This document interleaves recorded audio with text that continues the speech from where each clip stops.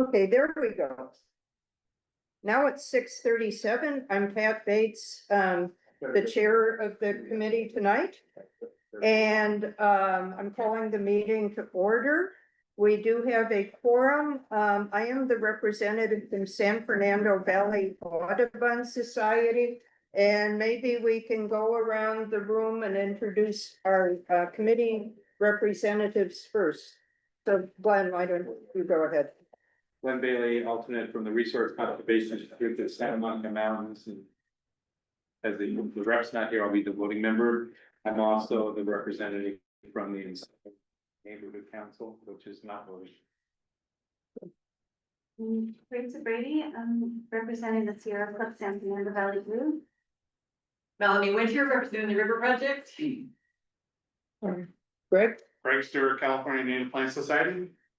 Joe Phillips, representing the Sierra Club Angeles chapter. Thank you. And we have in attendance tonight, the first government guest to arrive is Captain Barna from LAFD and EIT Churchwell from LAFD. thank you. This is Metro. This is the Metro representative. Okay, and you're, thank you, from Metro. Okay, I will, just to run through our agenda in order, so we're not insanely out of order. Can I have a motion to approve the minutes of last meeting? I moved to approve the minutes for the last meeting. If you want the corrections, there are a couple of names misspelled. There are some names misspelled, so I would, let's second it and, on the condition that the misspelled names are corrected. I'll second the motion Okay, for the minutes from last meeting. okay. Do we have anyone opposed? Okay, seeing none. So leave a note here, we'll correct the names.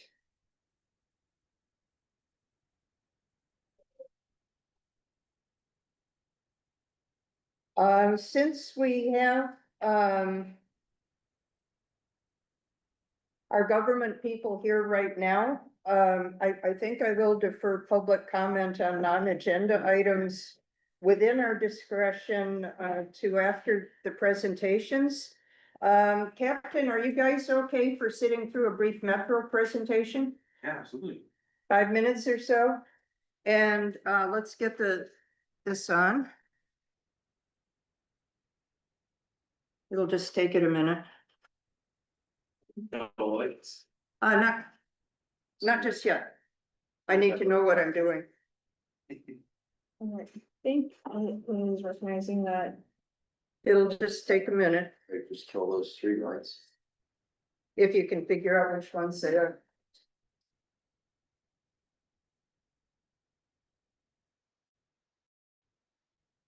So the first item we're doing, it's agenda item 4A little I, Rosalba presentation on G-line improvements. Thank you, Pat, and good evening, everybody. My name is Rosalba Gonzalez. I'm the Metro G-Line Improvements Project Community Relations, Construction Relations Manager. Very long title. But this is a project that is in your backyards. And I wanted to give you a quick history of what it is, what we're doing, and then give you the reason why I'm here before you guys. So this is a project that is improving all of the G line from the or as we commonly know it as the orange line. I like to use the Prince reference of like the G line, formerly known as the orange line. So part of the project is building grade separations, which are bridges, and a aerial station at Van Nuys. So the bulk of the construction is really limited to that part of the across the G line. So those include gated intersections east of Van Nuys Boulevard, And that's another reason why I'm here today. West of Sepulveda, we are going to be doing traffic signal prioritization, really resurfacing at the remaining intersections from, again, Woodley all the way to Chatsworth. And then lastly, the last improvement that we are going to be doing is on the bike path from Chatsworth all the way to Encino. So those are improvements and parts of the construction project that are coming. They're not here yet, but they will be coming soon in the next 2 years. This is what the current schedule is. The bulk of the construction is the Van Nuys Bridge and the new area station. The next components are the bike path improvements, which I shared for those would be same with the bridge at Sepulveda. Excuse me, Rosalba, if you can move and sit next to the printer, Is this I better? think that'll be perfect. And then if you start talking, the meeting owl should point at your, Perfect. And then lastly, the gated intersections are the last part of the project with the end goal of being done by the end of 2027. So that is the goal. What are we doing? And this is what a rendering of what we expect the Van Nuys Bridge to look like at the end of the day. So that is the new station with the future East San Fernando Light Rail Transit project at the ground level. Let's see. see, I can't get it to show the screen. Additionally, the bike path will remain ground level. People won't have to go up and down to use the pedestrian slash bike path for G lane. What are they doing right now? This is a bit of the construction work that has been happening since February 2025. All the work again is located at the G line busway between Calvert and Oxnard and on Van Nuys, as well as Vesper. So this is what the work has happened. The Van Nuys station is no longer there. The bus is detoured along Oxnard from Sepulveda station to Woodman station. So it's a very small detour. It adds about a 5 to 10 minute to everyone's right, depending on the hour of the day. We're also doing potholing near the G line busway at Sepulveda, Kester, Vesper, and Van Nuys Boulevard.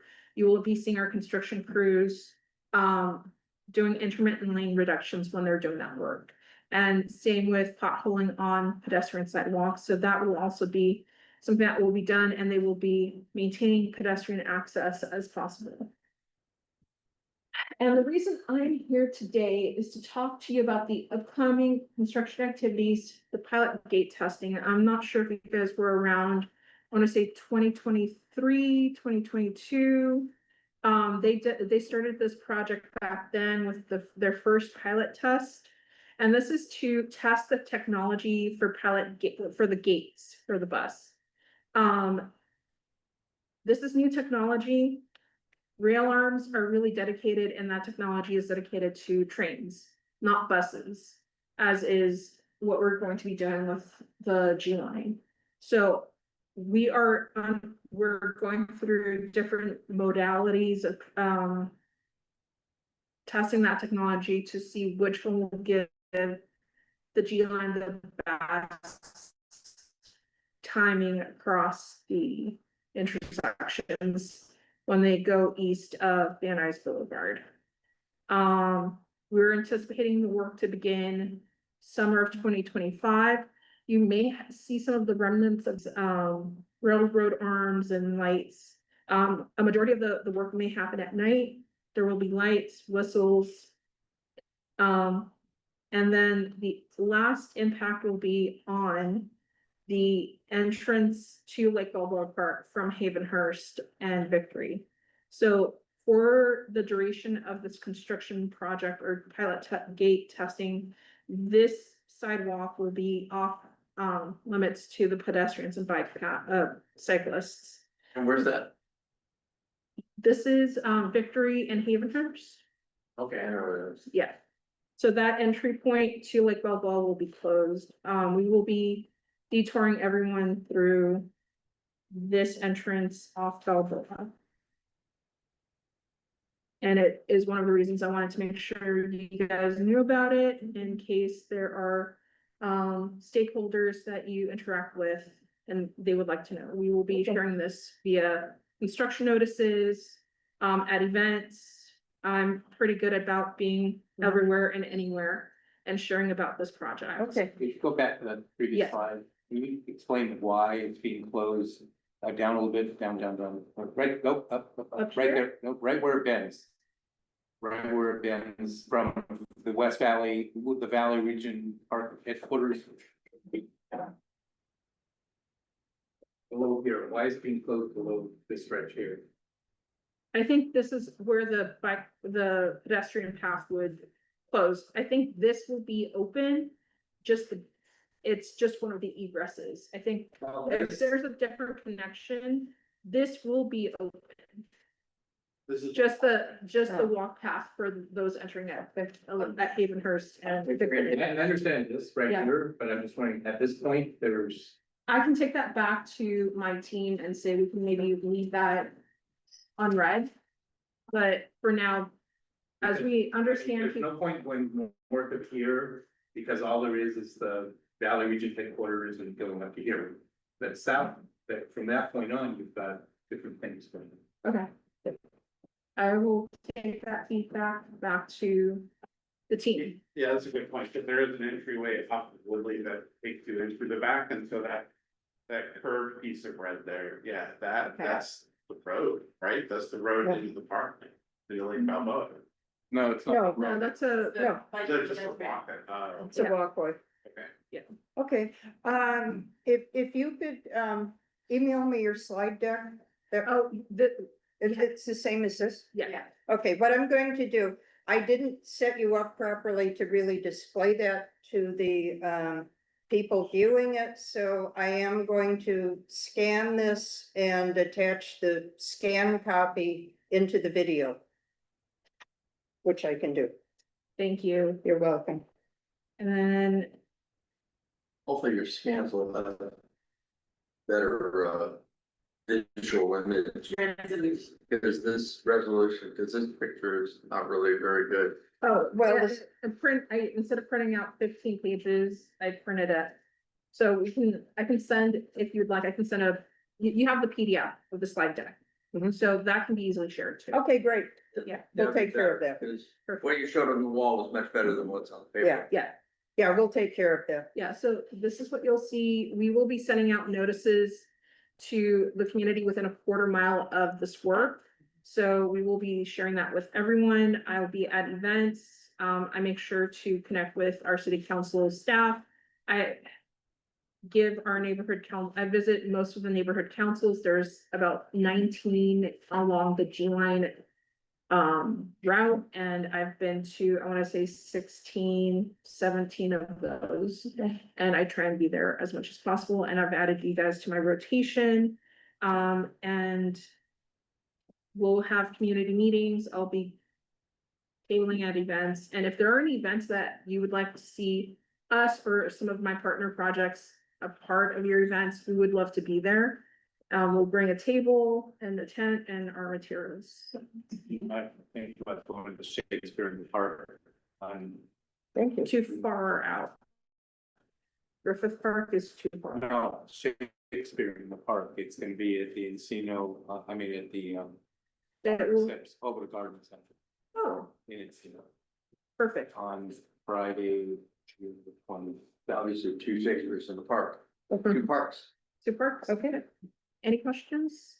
Just, on the slide about the neighbor councils, I know you came, but you weren't agendized, so it was like, but, Encino neighbor council boundaries go up to Victory. So everything south of Victory is Encino, anything else is shared facility like Balboa, so they are north of Victory. Yes. So, anyway, Encino wasn't listed there, and if you request ahead of time, you can get on that. Yeah, I'm reaching out to them. I'll be reaching out to Lake Balboa to make sure that they know about this. Okay. Yeah. And the second thing is, at the appropriate time, depending, I don't know what the scope is, maybe I'll tell the neighbor council, the bike path may or may not be relevant to the work of this committee. You said improvements on the bike path, but I'm Yes, not and- sure if it's between White Oak and. I'll be from the terminus of this park on What? Oxnard, This Like- part. this park. That way, right here from like where it ends all the way to I say Sherman Way and Canoga. Okay. So that's coming. We don't have anything yet in terms of design, but again, that's an element that can stretch into 2026. Yeah, and that's okay. Okay. Is, this closure, the red walkway that's closed, is that permanent? or No, is it's that just temporary until we finish the testing and Okay, it will reopen. And that's just for testing the gates on the Mhm. orange line, okay. Side question, do you know what the status is of the housing project, Metro's? I don't, it's a completely different project Yeah. and I'm construction, that's planning. Right, Yeah, I just thought maybe when you table, we might like to share a table or something. we could, we can invite them to our events. That's, if there are events that you would like to see us at, we would definitely love to be there. And I'll recommend those events too. Yeah. Yeah, it'd be good if you're gonna table, you may as well have both projects. There are multiple, Metro is in a construction period right now in the San Fernando Valley. East San Fernando is in full-blown construction mode, G Line's in construction mode. There are several projects that are in planning, including Sepulveda Transit Corridor and the housing development project that Metro is planning on. It's a lot going on, There's a so lot going on. it's good when you have a table at an event, so like, give people the full spectrum. And I'll just share my information. You can reach me via my email, which is gonzalezr10@metro.net. Our project contact information in case you see anything. These are other good ways to connect with the project. Thank you. Thank you for your time. Thank you. Thank you for being here. Yes. Push the button on this. And I don't see any questions from our attendees. Okay, since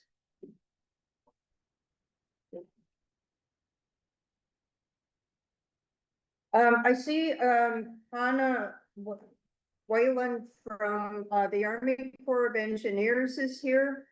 Hannah, I have a question. Are you okay with our two members of the fire department going ahead of you? Yeah, that's fine. Okay, thank you. We have Captain Barna here, who is yeah, thank you. He's closing the door. I'll let him introduce himself and the thing should pick you up just fine. Wherever you're talking from.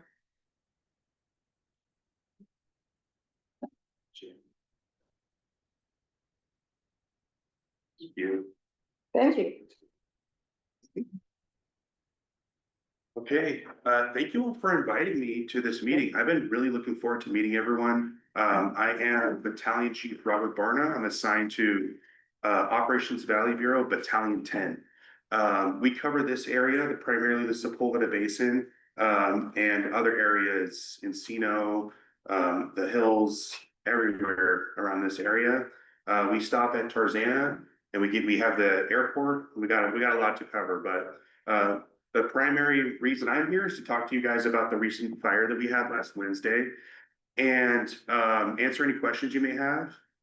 Also, I don't know if you've heard, but we've been working with the Army Corps of Engineers, Council District 6 office, Rec and Park, trying to get everyone to the table to discuss the common problem of fire danger and hazards within the Sepulveda Basin.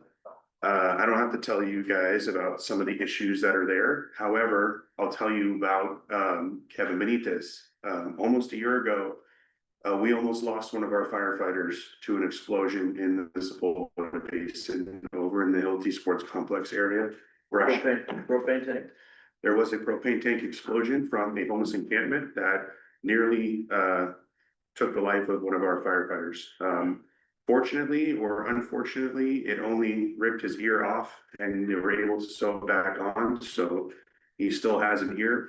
However, just kind of sharing with you the danger and the hazards and risks that our firefighters take every day by responding into this area. And that's an unfortunate reality, and we accept that risk when it's appropriate. So we've changed our tactics a little bit, and I'll talk a little bit about that. However, bringing it back to last Wednesday, we responded to a reported vegetation fire in the Sepulveda Basin near the sports complex in the upper left-hand corner of the basin. We have it in our map. We've mapped out the basin for our operations. That's our A1 corner. So the upper left is A1. And we go to a fire in the Sepulveda Basin every single day. Every single day we go to a fire there, whether it be a small rubbish fire, cooking fire, warming fire, whatever you want to call it. We go to a fire at least every single day, multiple times a day, but I can say for sure, once a day, for sure.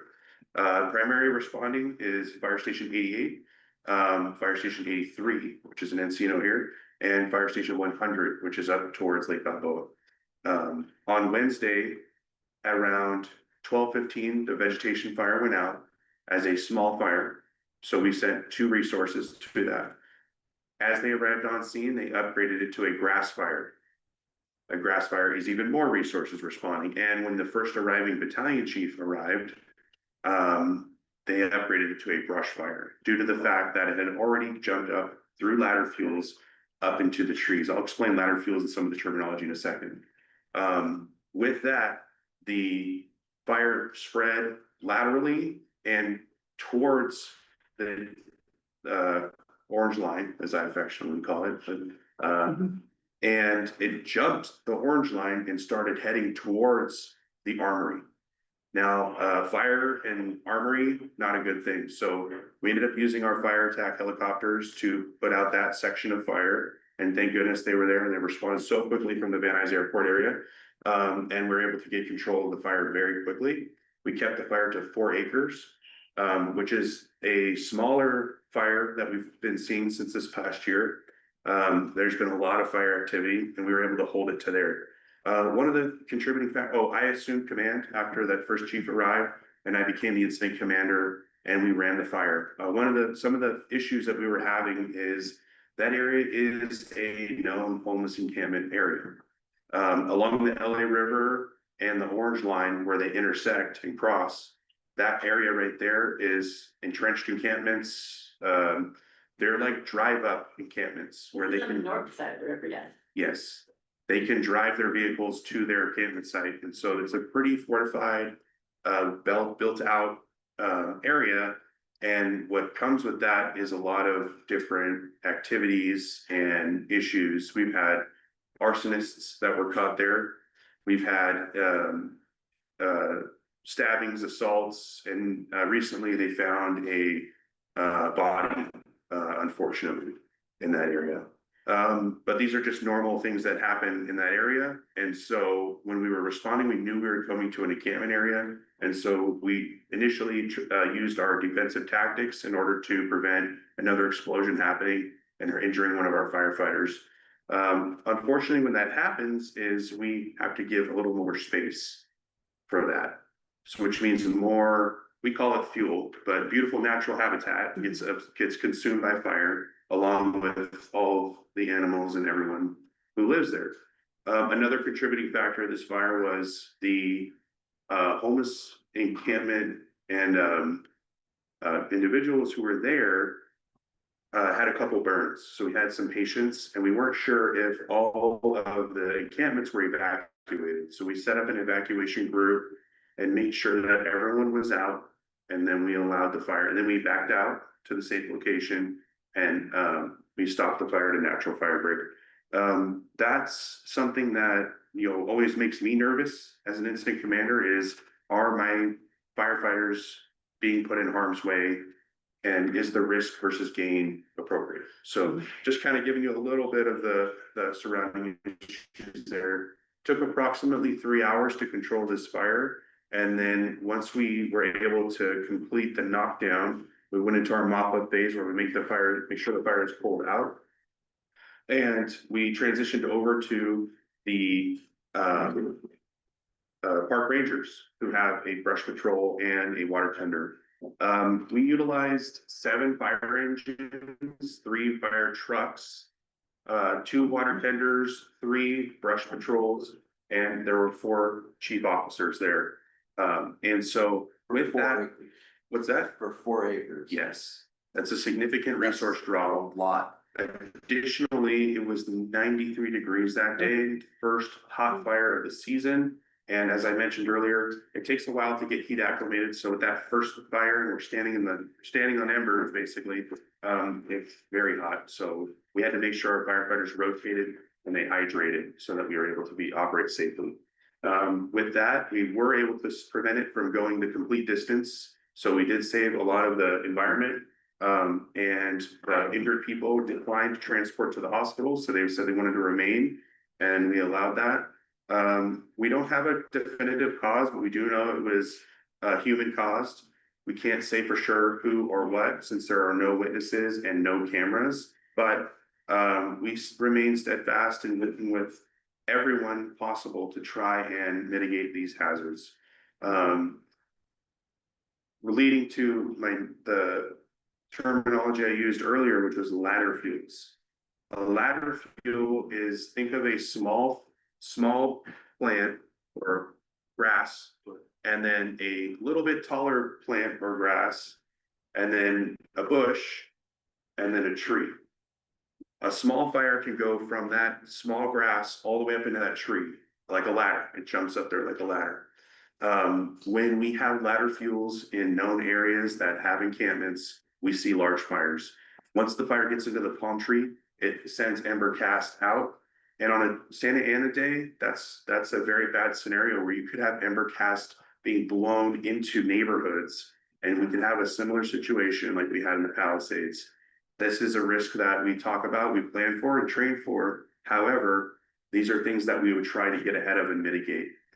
One of the ways we are trying to do that is by initiating a brush clearance plan.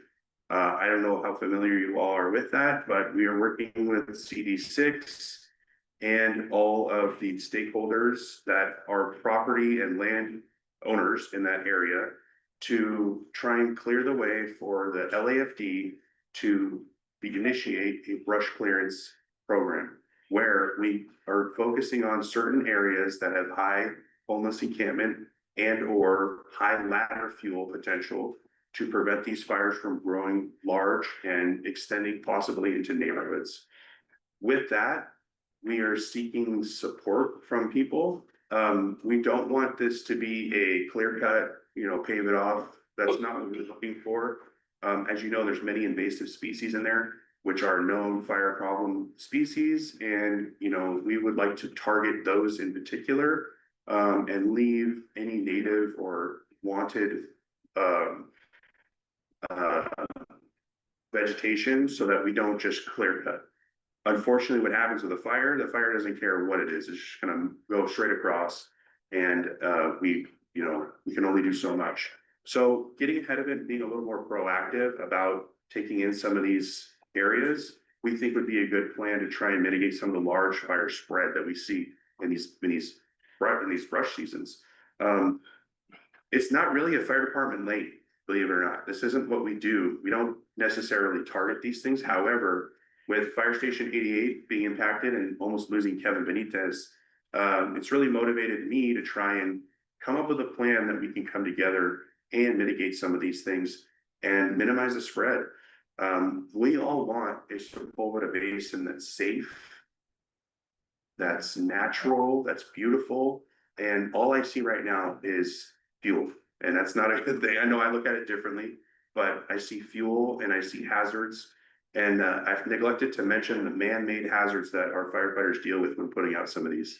They've dealt with everything from holes with sticks, sharpened sticks in the bottom. I'm sure you've all experienced this on your walks. Fishing line with hooks at eye level. And these are intended to prevent other encampment dwellers from coming into their site.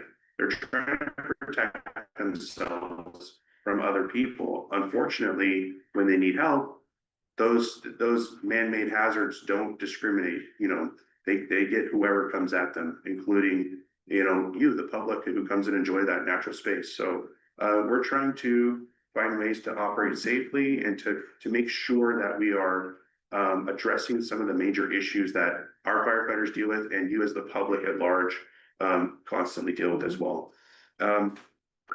So with that, again, I don't want to speak for CD6, but they've been instrumental in a lot of the cleanups and clear ups. We've instituted a Google form for our members to report these when they encounter the hazards. So CD6 has been very fast in response to those requests, and they come out and they do a cleanup. But it's you clean up one, another one shows up, and so we're also trying to work with park rangers on patrols and make it easier for them to see things. If we clear some of the brush, they can see some of the items or things that are going on and are able to address and respond to those. We understand there's certain times of year where this would make sense or which it shouldn't make, we can't do it legally. So we like to work with everyone and make sure that we are doing this in a way that honors the, you know, environment, but also protects the public and firefighter safety. So with that, I'll answer any questions.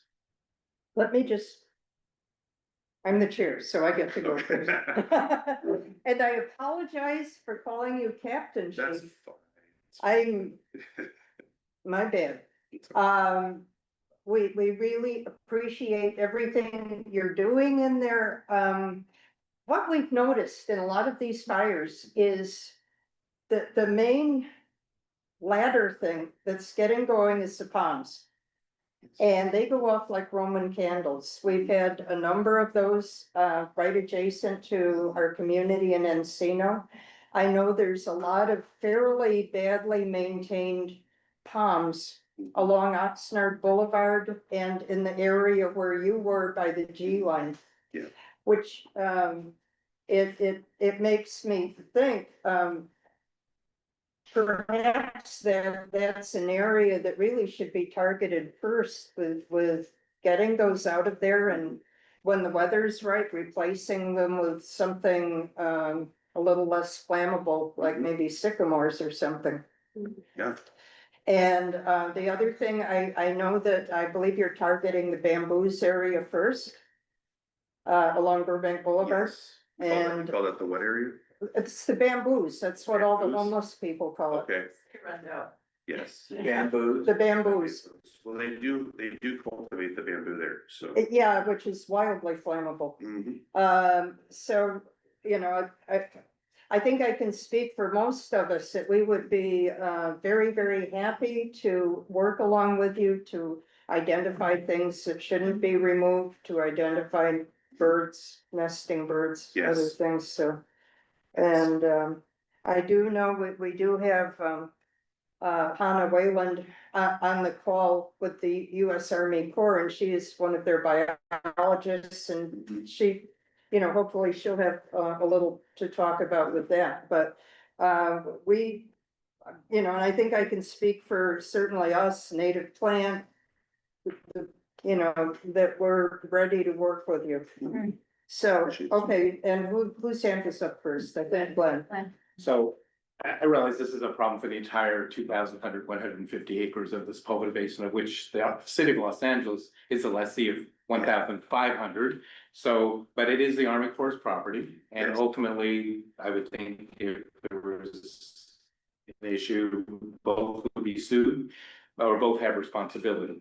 So I appreciate you being here. I am going to focus, acknowledging that, I am going to focus on this incident you're describing because I'm gonna wear my Encino Neighborhood Council hat, and I am one of the 2,000 homeowners in that area just to the south there, Encino Village and Encino Park.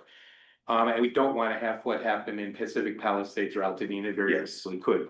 Now, just a few thoughts. First of all, this area, I haven't seen the footprint for this fire, but this area burned a few years ago, similar things, exploding propane and Yes. that whole area, and I could see it on the orange line every time I went by there.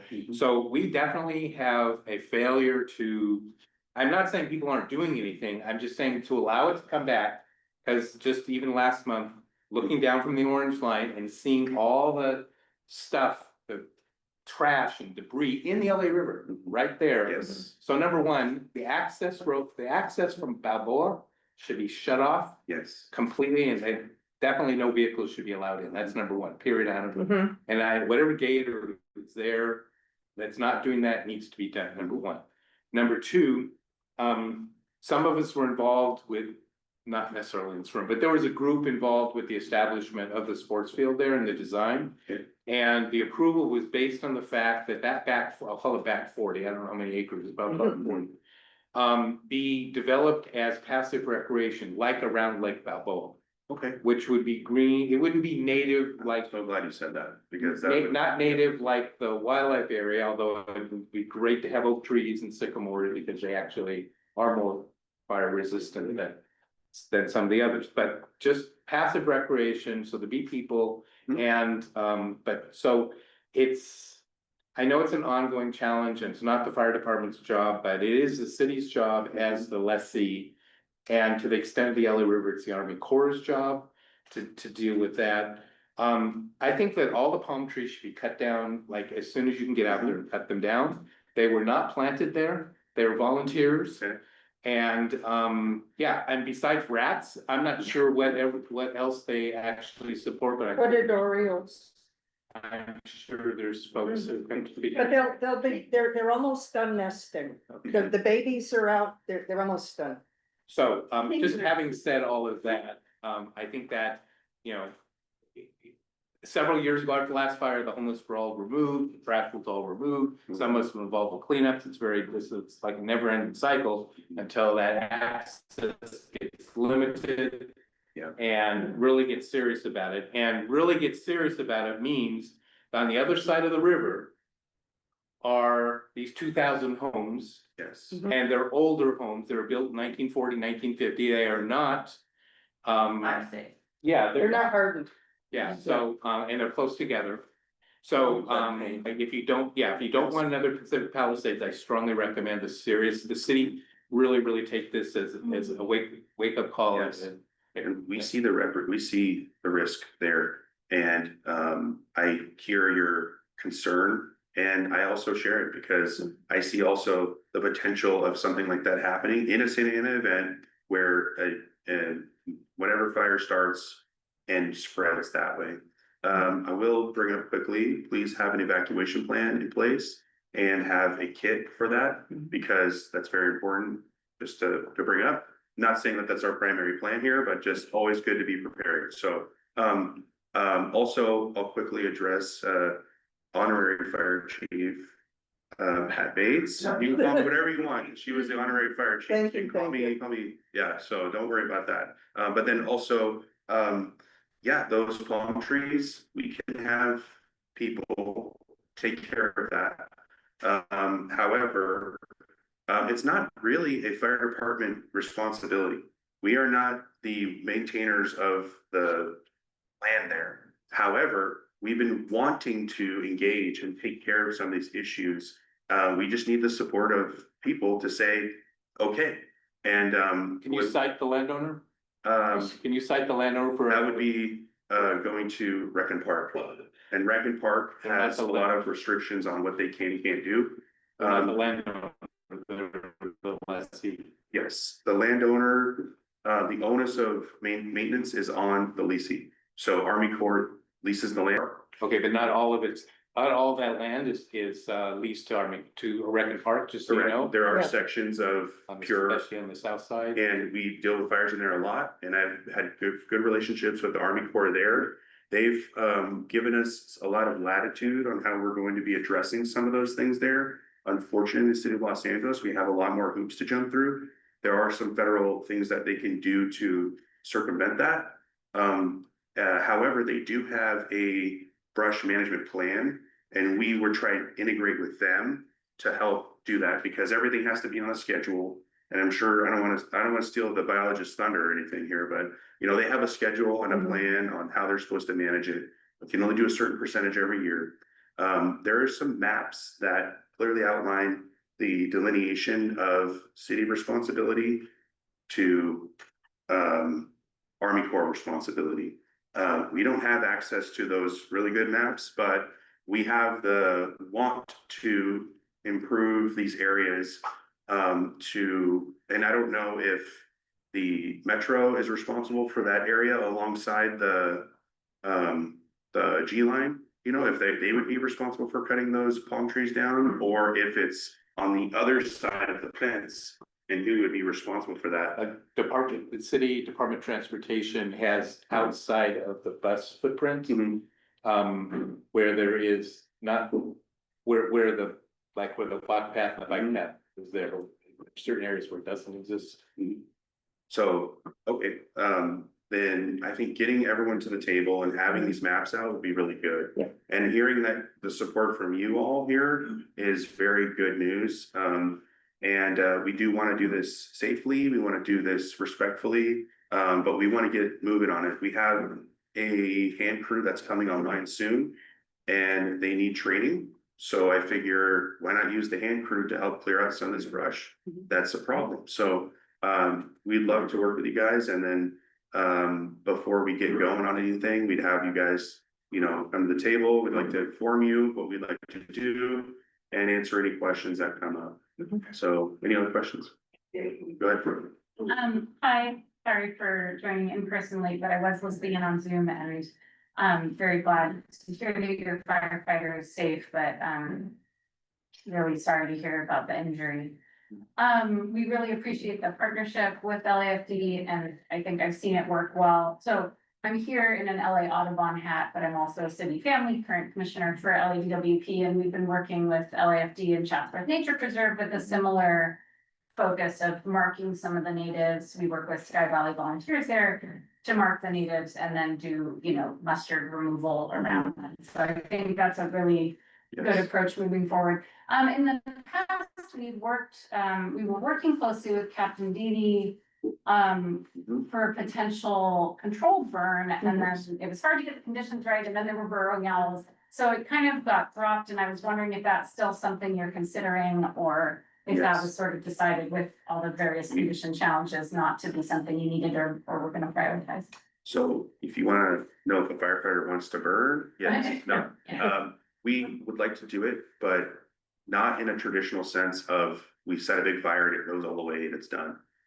We wanted to try a patchwork style where we would grid out certain areas, and then we would set a section on fire, and then we'd let that naturally recover, and then we would do another section somewhere else where the wildlife can then go to those other areas, and we can create buffers so there's not a giant rolling thing of fire coming at you. It would be broken up into sections, fire breaks.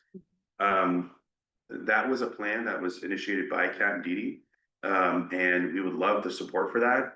I can't even get approval for doing clearance because the Rec and Parks individuals want an environmental study before we start. As I mentioned earlier, we don't have the budget for that. This isn't our lane. However, we were using our resources, our staff hours, our maintenance, our fuel, our wear and tear, and our, you know, blood, sweat, tears out there to try and make this work, because we're trying to get ahead of this before it gets really bad. All we needed was somebody to say yes, and we needed Rec and Park to sign off. They want an environmental study. I don't know how to go about doing that. We don't have a budget to, we don't have biologists. You're not asking me for a full environmental impact analysis or something. Yes. So, we don't have the budget for that. So, That seems to be great. well, that's what I think too, but I'm just trying to make support from everyone. I think it would go a long way. And I know that there's seasons, and we wouldn't try and operate within that season. Is it study for the burns, or are there other options? I know for years. For the brush clearance. For clearance. talking about getting goats. So even something as low tech as I heard of goats to just manage the understory brush. The problem with goats, and I love goats, But they don't distinguish. they don't distinguish between native and invasive, and they eat the seeds. And then it turns into a little fertilizer pod, and then you have a replanting of, you know, the seed. And I'm not against the goats, because it's effective So in they certain take care of the areas. plant, but there's still a seed for a future planted. Exactly, with they're fertilizer, in there. yeah, so, and again, I'm not against, Security for that. yeah, so, the reseed in the area, so. Yeah, But, well, we definitely we would would- love to work with you on that. We Yes. work closely with Rec and Parks and, you know, when we've done cleanups and things, sometimes when it's river, Army Corps has bird biologists who can do the nesting bird survey, or I'm sure there's a way to figure this out. yes, and I love that we're coming to the table for that, thank you. I would just love, I mean, I think we're all very happy to support removal of every palm tree. Yes, In terms of like latitude, palm tree, the Arundo being in Midway. Mhm. But if you're gonna do the Arundo, which I highly support, you need to bring in people who know how to remove it effectively. Mhm. And we've contracted over the years with someone who has a license to do that, and that might mean bringing them into this. Because you just can't, you can't really like just train us guys, you need to have someone with a license. For, For the With the Arundo. Arundo removal, The is that bamboo Arundo. oh, okay, The Oh, sorry, bamboo. yeah, bamboo. yeah, well, It's we called have. Arundo, We and have a masticator, which can just chew up anything, not Yeah, saying but that that's the not right gonna tool for the take care of job. it. it'll come right spread back. it You gotta actually. pull the weight. They'll come right back. It's You need- particularly roots out. difficult in this. Yeah. You need experts, and we have been working with one here for decades, so Okay. it would be, I think you just That's- bring them I didn't into know the that. conversation and they can work with Yeah. you to get that done, but it's. Yeah. If you're talking about latitudes, you've got your mustard, your Arundo, and your palm trees. Mm-hmm, And I think you would have 100% support from everybody here for anything we can do to Yeah, I mean, eradicate those it- three in particular. It helps with our goals as well in terms of supporting the wildlife area, because invasive removal is one of our biggest challenges. So I definitely think it can be a win-win here. And naturally, we mentioned Chatsworth before, but Chatsworth has a bunch of issues as well. And the big patch of Arundo in the brush in Chatsworth. And then the Chatsworth Nature Preserve by itself is just as big, if not bigger than the Sepulveda Basin. Okay, I think we better get yeah, I to, think your whole meeting. we better Sorry, get to yeah. Anna, to our rep from the Corps of Engineers here. Carrie has. Yeah. Okay. I just wanted to like a little, like tweak some of the other comments. I agree with Pat that if there's nesting birds in the palm trees, we don't want to remove them during the nesting season. The orioles, the kingbirds also nest in them. And also the arundo, while we want to remove it, some people remove it with Roundup, and that can be harmful Yeah, to other species, including people. right, And then there are, I wanted to add, I do agree with, Pat's idea to replace the palms with sycamores because they are more water absorption. And I wanted to ask you, do you find that those latter, like the larger sycamores, don't burn as much? no, I'd have to get back to you on that, I think, Clearly not as tall. well, yeah, in the areas that I've seen burn, it can be, you know, it'll be right next to certain trees and it won't go up there at all, cause the ladder fields aren't there. Mhm. And there's no way for it to transition up, and then I've been to ones where, it's so densely packed that it takes out all the trees, and we encounter dead trees, which are very dangerous for firefighters. They're great for raptor stands and other things, but for us, it's like a very big hazard, so.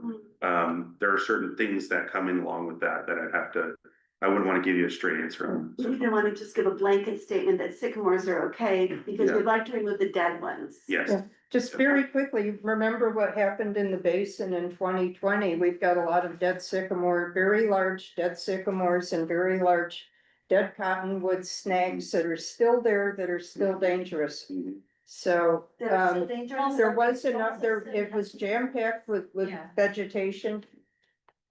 Probably 6 foot high, and it went right up the Yeah. trees. I think And they were drought stressed then.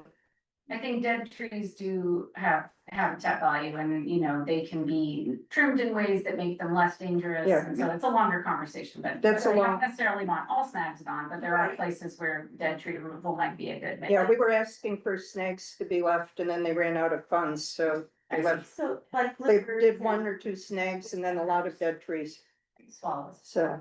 Something that's lower hanging fruit with the palms is just the fronds. Find the fronds on the ground all the time. And are those more easily burnable because they're drier? Any dry fuel will burn. Yeah, but I'm just saying that Yeah. maybe Versus we dry could fuel, like- address picking up the fronds or taking the fronds out of the way if we don't have the resources. to And again, that's more like itself. more of a maintenance thing that would be Mhm. ongoing, really not our lane again, but we're there to try and make it as safe as possible for everyone. And you know, I wanna end on, is I don't wanna take your whole meeting up. Yeah. That, you know, one of the reasons why that fire went out pretty fast was that we had good command and control of the command post with our EITs. Sitting in the back there is EIT Churchwell. And we operate as a team, a command team on scene of incidents, and make sure that we are tracking the resources, organizing strategies and tactics, and that we are working together, listening to 4 different radios to organize all of that. And so just really thankful to have good team members here, and thankful to have that position. Unfortunately, the city council is cutting those positions soon. So the LAT will be 42 individuals. That would be 42 positions smaller than it was before the Palisades, so. The council budget or the mayor's budget? Council. Oh, the mayor's budget was more drastic. Well, the mayor's budget was more favorable to the fire Oh, it department. was, okay. Yes.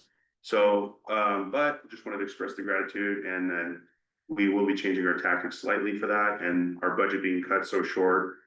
We hope we can get this across the table and to work together, so. What does EIT stand for? Emergency Incident Technician. So Okay. they help with tremendously command and control and organization of the incident. A lot of very valuable things on scene, so just want to give a shout out to Church World. Thank you for both of Thank you. you all very much. Any questions, you can email me as well. I Okay. gave you all my card if you mind sharing it to people online. I will share your information with people online and also I'll get a follow-up email. I have one for you. Yeah, great. Okay, And as an Encino resident who was evacuated, but. thank you. And, Anna, I apologize. No worries. All right. You're live. I am alive, yes. Good evening, everyone. I'm Hannah Wayland. I'm with the Army Corps of Engineers. I'm a biologist in the operations division. Just to quickly let everybody know, so John Rishi, who was a senior biologist with the Corps, has recently retired, so he will no longer be coming to these meetings. I know. So I'll be the primary point of contact from here on forth. So if you have any questions, please don't hesitate to reach out to me. But yeah, Just that we will really miss John. yes, But I will. Still have him. Yeah, he was a key piece in this committee, so I hope to fill his shoes well. I'll just quickly comment on some of the stuff that Chief Barno was saying. But yeah, we are totally happy to work with the fire department. We're really just waiting on a proposal so that we can come up with a plan on, where to target, how we can attack this. But I will say the mission of the Corps is flood risk management, and we do not deal with homeless people. So we don't have the authority to remove people. We heavily rely on our partners to help us with this. So that's one of our, agency's drawbacks is we are not allowed to remove the people. But yeah, as soon as we have a proposal going, we are happy to come up with a plan so that we can get this kicked off. And yeah, I'm super on board for any vegetation removal that is necessary. Obviously, it is nesting season, so I will be cautious about that. But yeah, outside of nesting season, hopefully we can come up with a plan to get rid of some of this vegetation and be better for the years to come. Now, Hannah, Sure. do you think they need an environmental assessment to do anything? My personal opinion, no. I think it's a little excessive. We do vegetation removal all the time as long as, it's within certain constraints, Yeah, I such as, know that, having a nesting we bird went- survey. Yeah, we went in with John before, the vegetative management was begun, early this year.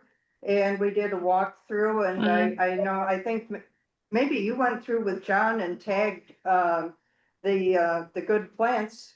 And We did, yes. So, I'm not sure what would be different. Could you, Hannah, as the core, Mhm. and as the landowner, advise Rec Parks as the lessee that this is something that would work for you under these conditions and these terms, and there wouldn't be a need for something beyond extensive, or maybe inquire as to what it is they're concerned about? The chief has his hand up.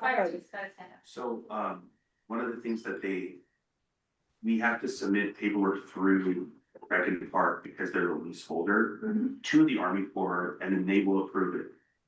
The holdup right now is with Rec and Park. I'm just asking Army Corps as the landowner, if they can speak to the leaseholder and say, you don't need to request that from them, we are fine with this. Yeah. Why are you asking for this extra layer? We would be fine with it as the That would be landowner. great. Yeah. That's what I'm Both asking, sides. if they can do a little squeeze pressure on that. Yeah, Sure. that could be good. I mean, I'm glad Rec Parks is, trying to be protective and require surveys. That's something we've worked with them over the years, but in this case, I think, we don't wanna delay the brush clearance, so hopefully, Hannah can connect with them, that. And unfortunately, we don't have anyone from Rec and Parks on the call. And we are advisory to Rec and Parks, so I've invited everyone on earth.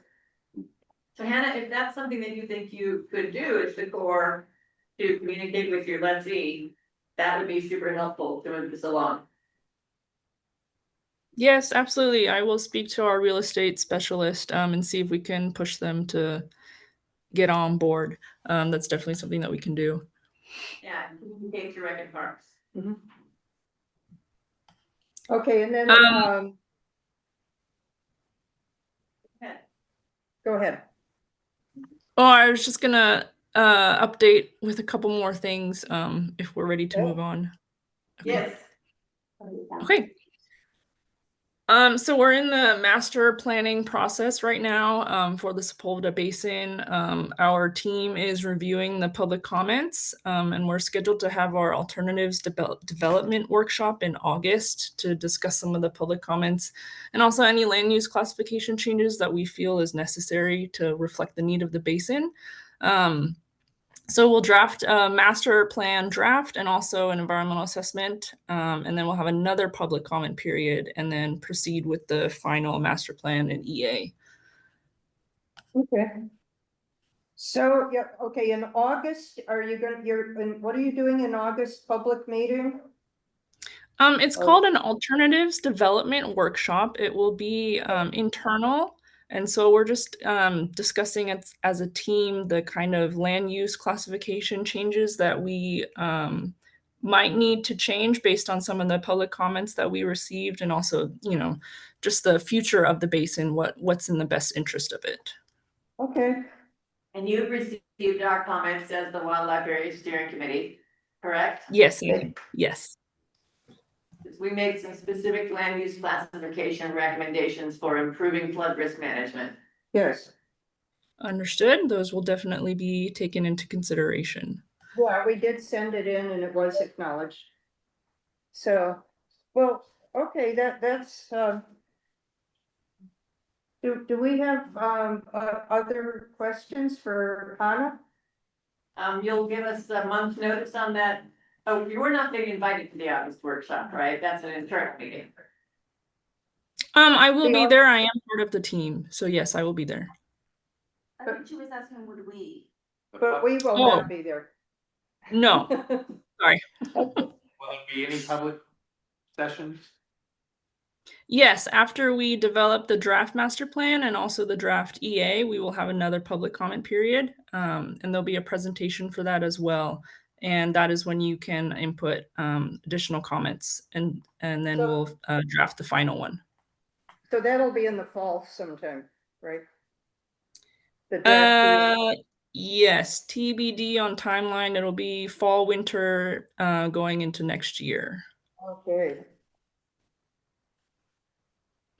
I have a Good. couple other things. So we are tracking some of the Olympic events that are going to happen in the Sepulveda Basin, and we've been meeting with them regularly to make sure that they're going to follow all the environmental requirements.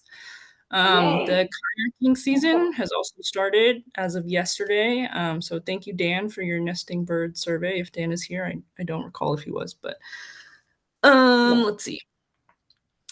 We are having our research team come out in July to do a baseline study of Arundo at some of our project areas. So if you have any suggestions within the basin that you feel would benefit from this study, please let me know. I'm looking for any and all input for that.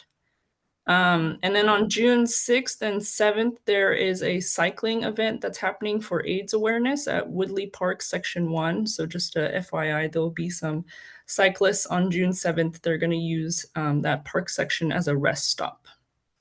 Okay. And that's all for me. Can you give us any insight into any potential proposed tree removals that the LA 28 is proposing for their temporary facilities, and if there are going to be permanent footings for those temporary facilities?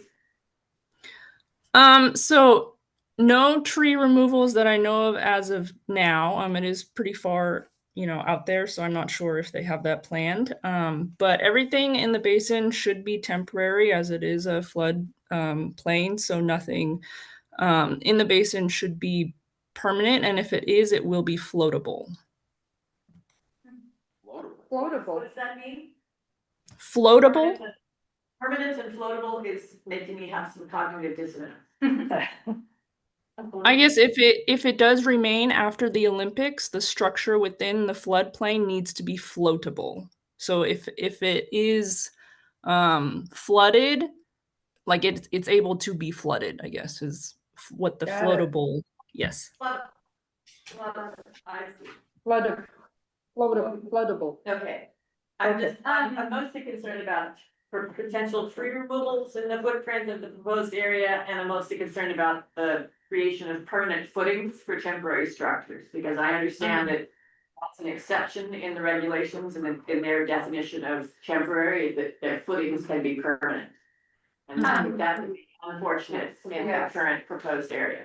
I've reached out to my colleagues at LA 28 on the sustainability side about meeting with this committee, and they're talking to the Sepulveda Basin folks, but Hannah, if you wouldn't mind, when you meet with LA 28, if you could also recommend that they connect with this committee, I think that would be really helpful. As we are the city committee with purview over the wildlife areas. That would be great, but I'll keep pushing it on my end as well. And Hannah, I'd like to add a good question, actually. Floodplain, is it the 100-year floodplain line you're using, or some other The demarcation? basin itself is a floodplain. The whole basin. It's Well, that's what I the wanna entire clarify. basin. Okay, good. Yeah. So yeah, go ahead. Oh, I just wanted to ask, so floodable meaning, like if it was all concreted, it would be okay? What? So Concrete, the whole thing is covered with concrete, The whole what was? the whole area they're planning to use. That's It's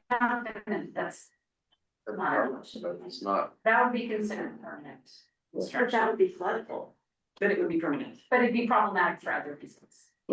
so that's what I'm asking, yeah. Yeah, that would it could be concrete. So an example would be like a parking structure would be floatable, if it was concrete and permanent. But Okay, like we're- a apartment complex is not. I think it could mean that it's durable enough to be flooded, right. but that it's not, made with soft materials that could be Or concrete steel. Yeah, but a concrete parking lot would be considered permanent construction and that would violate the no build. Yeah. Right. Mhm. So, That's like a big, but they're not gonna take our park space and concretize it. There's no way we or anyone else in the city is going to let that. Back to. No, and our- just to be clear, sorry, the Corps does not want any additional structures in the floodplain. Like, we are not trying to have that happen. Great, thank you. Back to the brush clearance for a moment, just to update folks.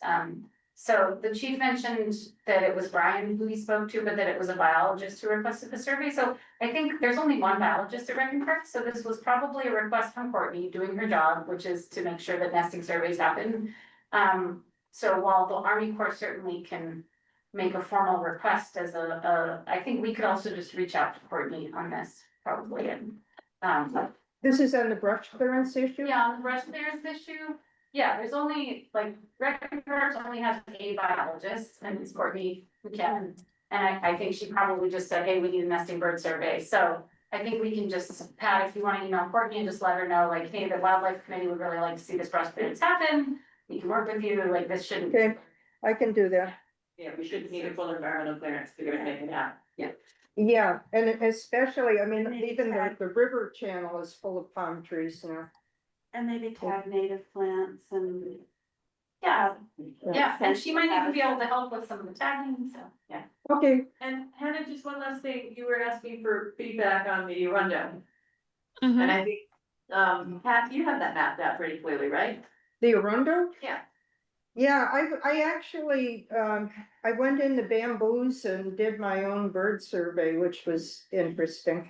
Are you gonna share that, the extent? Yeah, I can get it out. I need to do the second half of it, but, yeah, it's got a lot of Arundo in it. Right. The Arundo's the bamboo, so Yeah, well, Hannah was asking for input on. I'll get it over to her. Cool. Yeah, and I did see the guys in the river channel when they were doing the Arundo clearance late last year. Yeah. I was, seeing them, but, boy, you know, if you don't kill it, it comes right back. So I have a question for Hannah. Yeah. Hannah, in terms of, even though temporary facilities, I'm sure there's an approval process that the Corps has, just like you do for special events. Yes. Which section of the Corps, is there a particular person who oversees that for the Olympic facilities? Or is it you? It's not me. I would defer to our program manager for Sepulveda Basin, who would be Trevor Snyder. I can put his email in the chat. Snyder, SNYDER? Correct, yes. Great.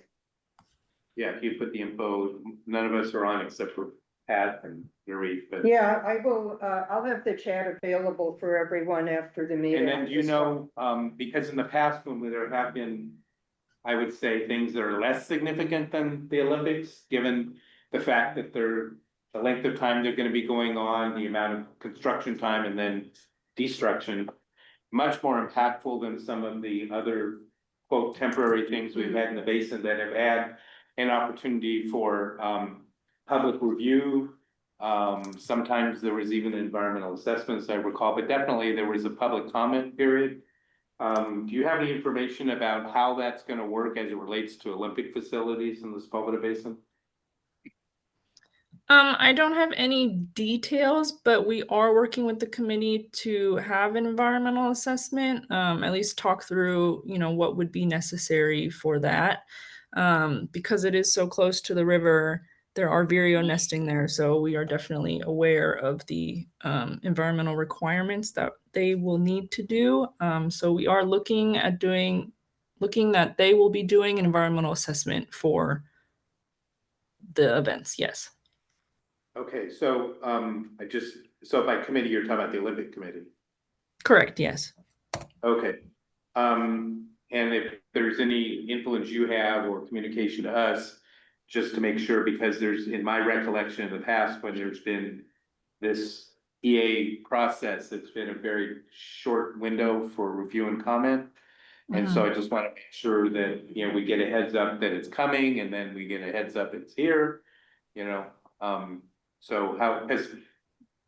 Checking the Army Corps website is not the way that we're gonna effectively getting notice.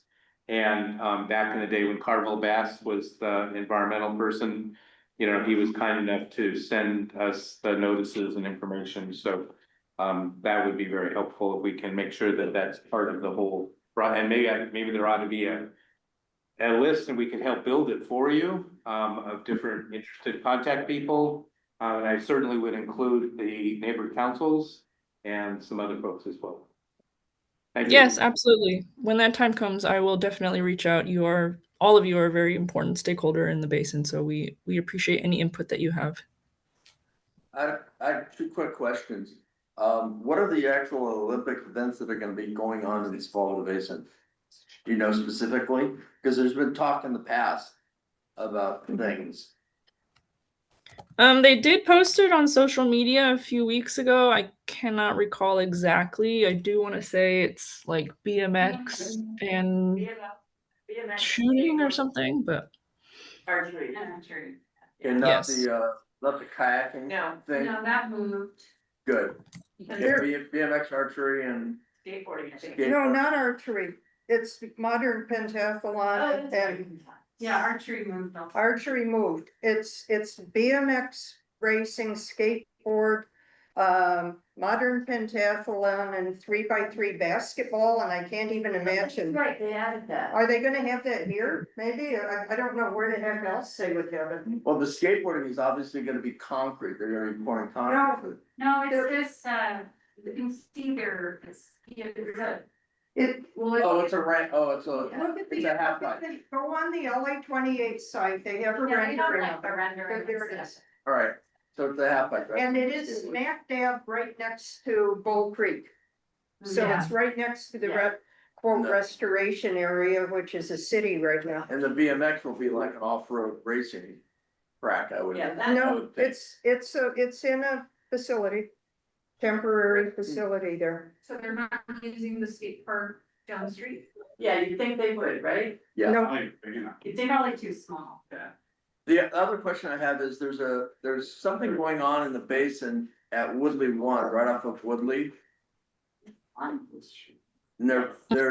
it's all fenced off in the park, over by the bathrooms there. This is north of the Tillman. It's all fenced off and there's trucks and there's a train. that's the water distribution things, the water We have a treatment call, thing. LAFD, it's a nationally recognized groundwater replenishment project. They're expanding the water treatment. So it's not Olympics. No. No. No.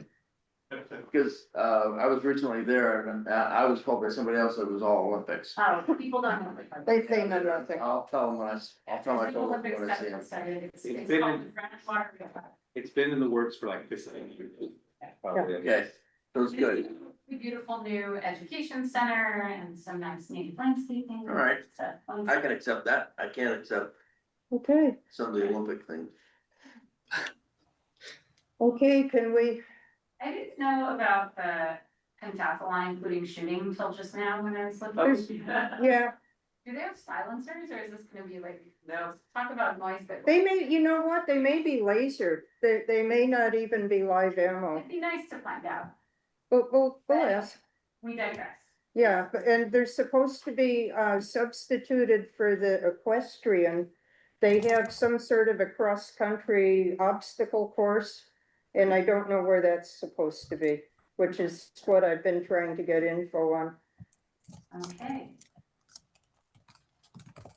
But yeah, all the sports you mentioned are the ones that are. But I wouldn't be surprised, but what the shooting event is now laser, that I hope so. you don't need live. Okay. Oh, some people live for the noise. There's enough noise with the fireworks Yeah. and the other shooting. Okay. Okay. Any others, any questions from the floor, the attendees? So I think we're gonna thank Hannah for her input. Thank you, Hannah. Thank you. Thank you, everyone. I will make sure the LA 28 committee knows your concerns, and I'll have them reach out to you guys as well. Thank you. Thank you. Before you go, Hannah, just one more Mhm. thing. There was something Glenn was saying that I just wanted to clarify. So you will reach out to us, to the stakeholders, to let us know about, changes in the documents we were discussing? For the master plan? Yeah. Yeah. Yes, when the time comes for public comment, I will let you guys know prior to when we will be doing that. Okay, thank you. Okay. Um,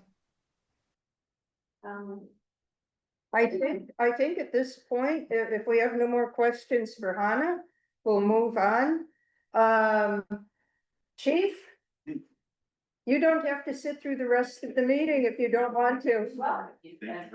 We really, certainly appreciate having had you here. I will, I'll get a recap over to you of what we discussed here tonight, but I'm hoping it'll be very productive.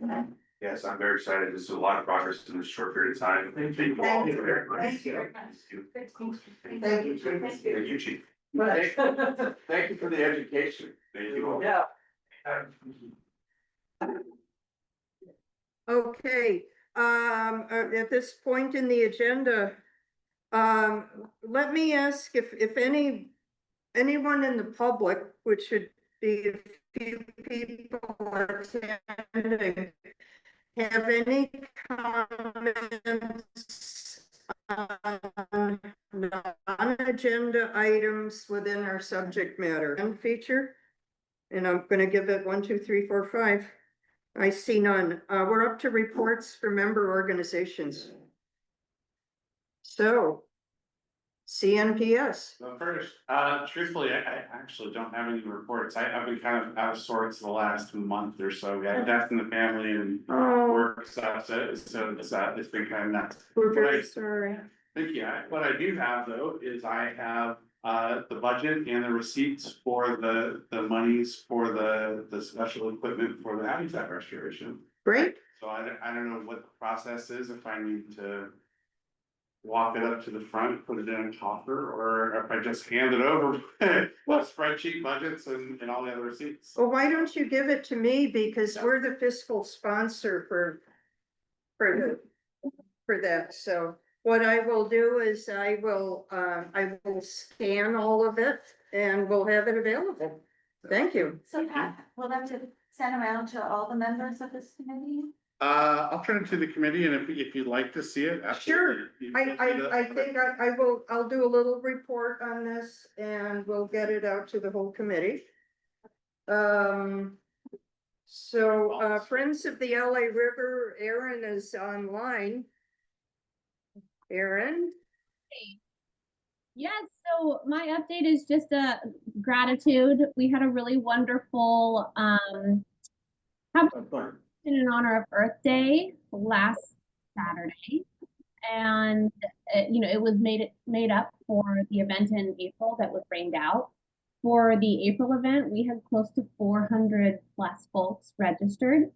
So having to postpone due to weather was the right decision, but we did lose some people. So I think we're still waiting on final figures, but still, I think we've had like several hundred people come out. I was really excited to see that the event and our organizations were mentioned in the LA Times. That was a pretty cool story, acknowledging the work that's happening there.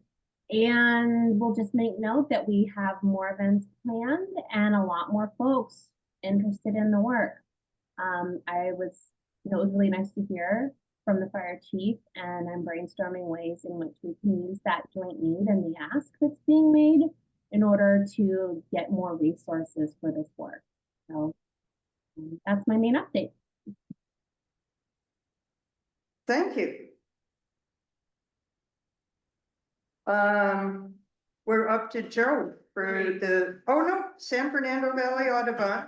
No, I am out of order here. Glenn, I don't believe you have anything for our CD. I don't, but if someone else I does. thought we were going I in will- order on the agenda.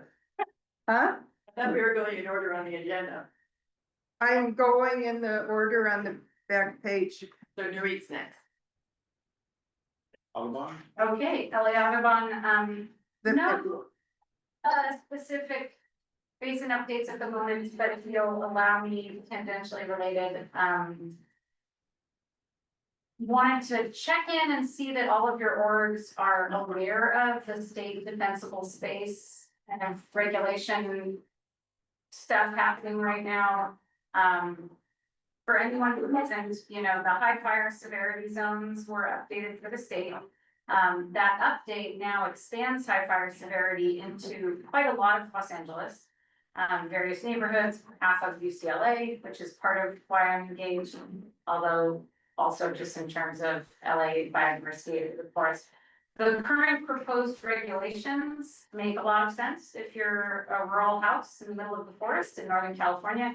They don't make a lot of sense for LA. And if implemented as currently proposed, would result in the loss of millions of trees and tons of vegetation all across LA, hurting heat island effect, biodiversity, human health, and property values. So pick a lane of what you And care about. birds.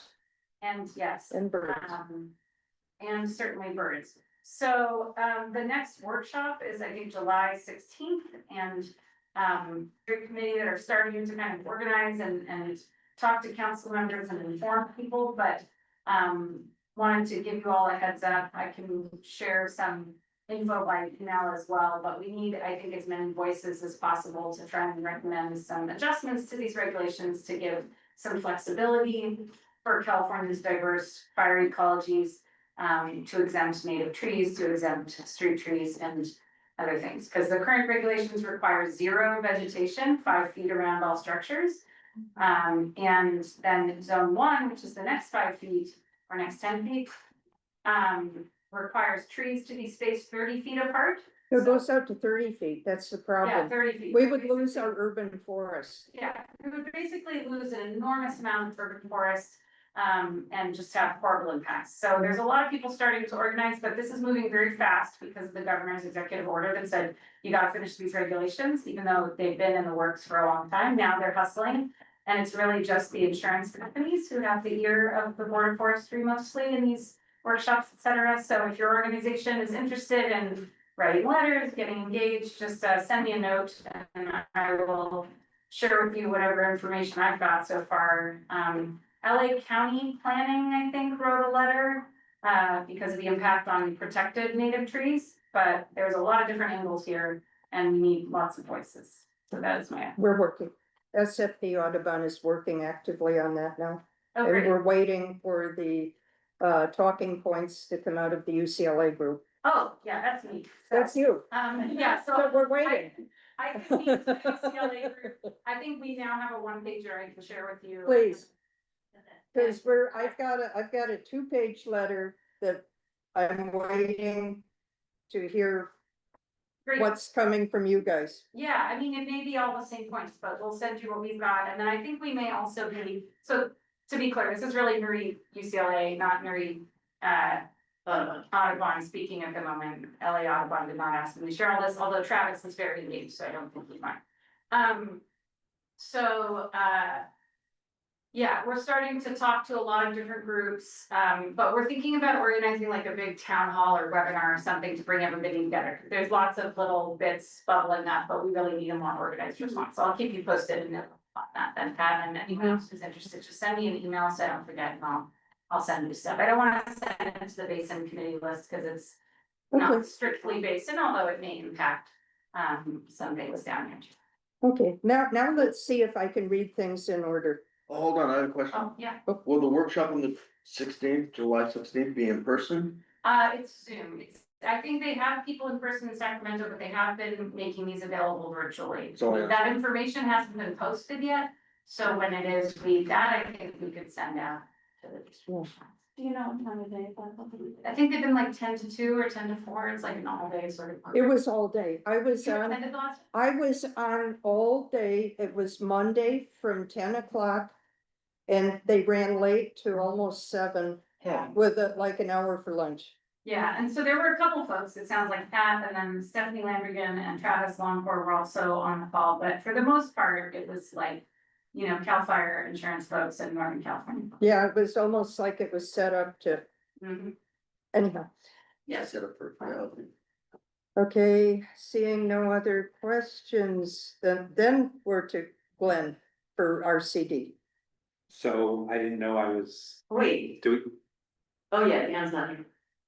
so they didn't provide me an update. I do have one from seeing I'll wait till you get down to the scene. Great, and our CP, Dan and his UCLA hat has been part of this team that's working. Right.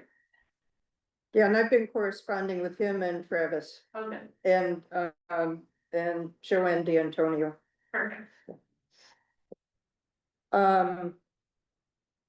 Well, I kind of spilled the beans for San Fernando Valley Audubon. We are working on the zone 0 thing. We did file an opinion on a city council file, which was asking for 700 feet of clearance, Yeah. into, MRCA land, beyond any residences, which is not so. So we did file, I can't even remember what the council file was, 25. I don't remember, anyhow. And we've also, there's federal threats, against the Environmental Species Act. We did a letter writing campaign on that. And, of course, Audubon, it helps, lead walks with the habitat restoration. And that is the exact same day as my Hanson Dam bird walk, so that's why you never see me. Oh, wow. And we, just the announcement, our, annual awards banquet is June 14th. Otherwise known as No King's Day, but, anyhow, or Flag Day. Honoring. It is honoring, our member group CNPS. Did we do it last year? We did it last year, didn't we? You were there last year and I hope you're coming this year. Oh, yeah. I think you have to. And Muriel, correct? And, Muriel is getting a service award, as is, Lynn Maddox, who was our, membership chair for many years, and that's an awful job. So I do know that Greg and, George and Steve Hartman are being acknowledged. So congratulations. Congratulations. Yes. And we'll talk about it offline. What time is it? It's basically 12 to 2:30, so. Are you doing same place last time? Yeah, same place. Yeah, it's a nice place. Sierra Club, Angeles, any, Nothing really to report outside of the fact that, Morgan Goodwin, our executive director, has moved on, and we're in the process of getting a new executive director for the Angeles chapter. Okay, yeah, and I believe a woman named Kim Orbe is acting in his absence as the interim. But, okay, there'll be a new permanent one very shortly. very good. And Teresa, any news from San Fernando Valley Group? Well, we're just starting to meet in person. We've met a couple months ago, and I think we'll meet in June. And, there's a lot of emails about the Endangered Species Act, like you were saying, Yeah. that I think it's in the state, in the federal budget, HR 1, the budget resolution act has some threats to endangered species. It will allow killing of whales in the effort to Why would you throw a whale? oil exploration, Mm, for oil exploration. And like you said, No King's Day, Yeah. the budget resolution also has in it that 47 can't be challenged in court. And so there's a lot of problems in HR1, which is now going to the Senate. So there've been a lot of emails about that. I know it specifically may not apply to this full basin, but it's near and dear to all of our hearts as environmentalists who protect endangered species and We not have kings. endangered species, so it Yeah. doesn't apply. Yeah. Thank you. Okay, One thing I could add about the group is we've been meeting twice at the Encino Women's Center behind the community center on Balboa. And that's where we'll be more than likely having our next meeting. And it probably will be June 16th, but although I wrote it on my calendar, but sometimes it changes and that's what I did say. good. Yeah, but the Encino Women's Center.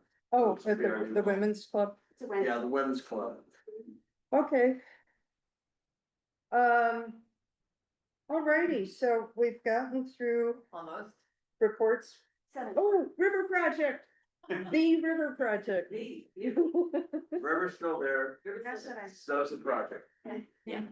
I'll just say that the Senator Stern has did a budget line item a couple, 2 years ago to, fund additional river studies on top of the city's, vision plan, because he didn't feel that the team that did that vision plan had the knowledge to adequately assess the river when you compare the plan we did, plan they did. So he set aside funding for additional river studies that then went through the Santa Monica Mountains Conservancy, who then handed it over to engineering and handed it to Geosyntek and Owen without notifying anybody.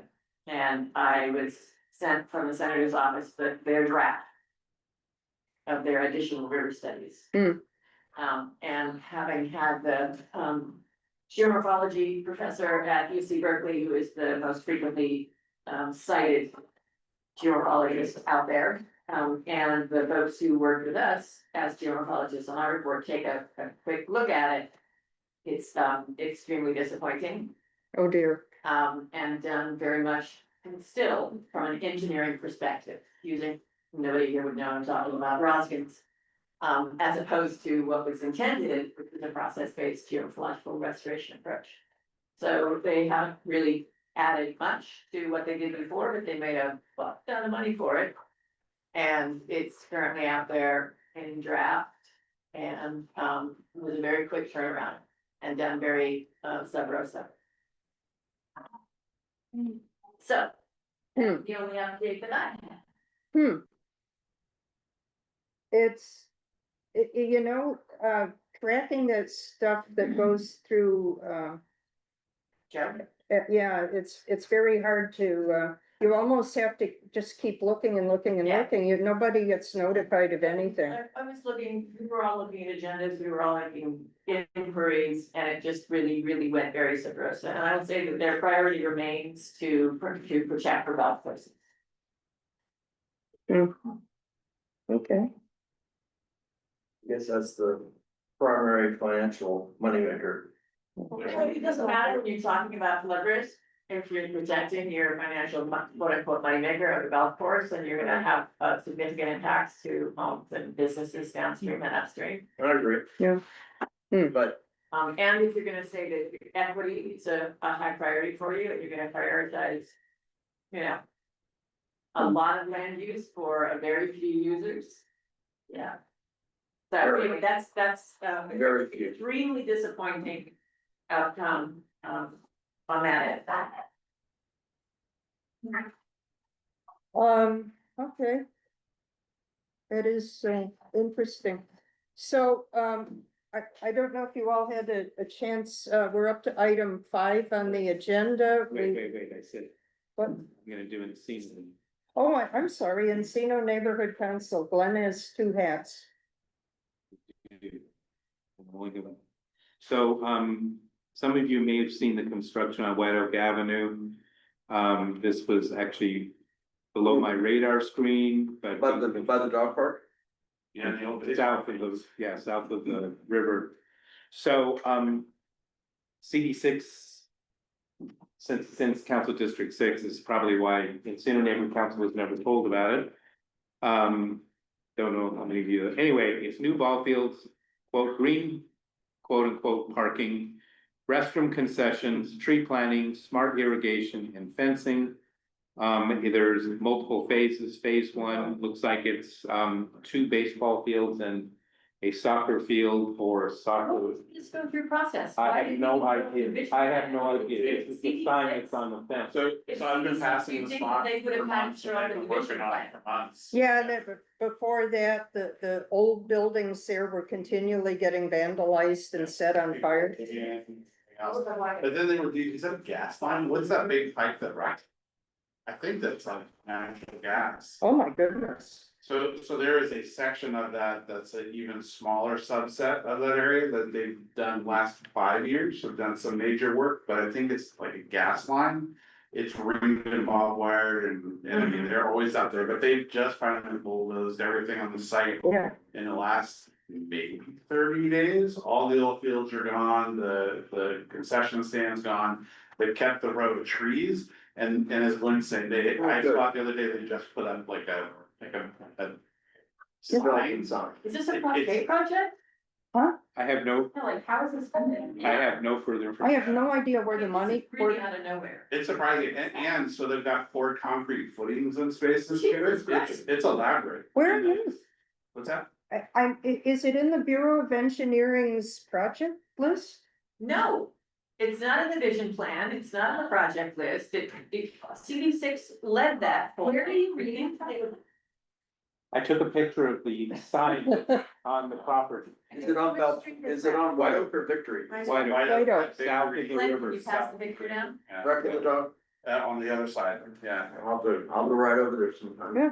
And then what about the bike path expansion, whether they're gonna put the bike No, I path? haven't, hold on, I haven't finished my report. Okay, I'm sorry.